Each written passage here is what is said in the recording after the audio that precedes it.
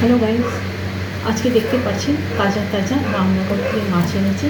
তো আমি এটাকে এখন হলুদ নুন দিয়ে ম্যাগনেট করে রেখে দিচ্ছি।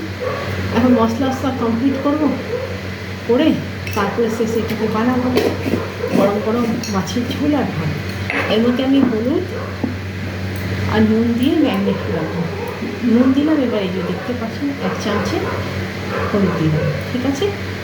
এবার এটাকে আমি তারপর শেষে এটাকে এমনি করে ম্যারিনেট করে রেখে দিচ্ছি।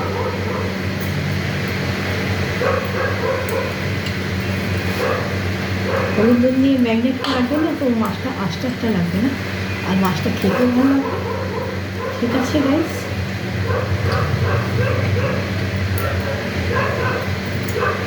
মাছের পিসগুলি খুব দারুণ। এটা হচ্ছে কাতলা মাছ, পাকা কাতলা মাছ, ঠিক আছে। এটা আমি কিছুটা দই দিয়ে বানাবো, কিছুটা আমি আলু দিয়ে পাতলা ঝোল বানাবো, ঠিক আছে। কালকে বানাবো দই মাছ, আজকে পাতলা আলু দিয়ে মাছের ঝোল বানাচ্ছি রাত্রেবেলা। এবার বেশি রিচ খেতে নেই রাখতে, এই জন্য পাতলা একটু সামান্য আদা জিরা বাটা দিয়ে বানাবো। আপনারা কে কে মাছের ঝোল খেতে ভালোবাসেন একটু আমাকে কমেন্ট বক্সে জানাবেন, ঠিক আছে। আর ভাত তার সাথে আমরা তো রুটি খাই না, ওই সকালে জল খাওয়ার রুটি খাই, মাঝে সাঝে কখনো ইচ্ছা হলে তো রুটি খেলাম, আজকে ভাত বানাবো মাছের ঝোল। ঠিক আছে গাইস, এখন আমি এটা ম্যাগনেট করে এটা ফ্রিজে রাখি, ঠিক রেখে দিব।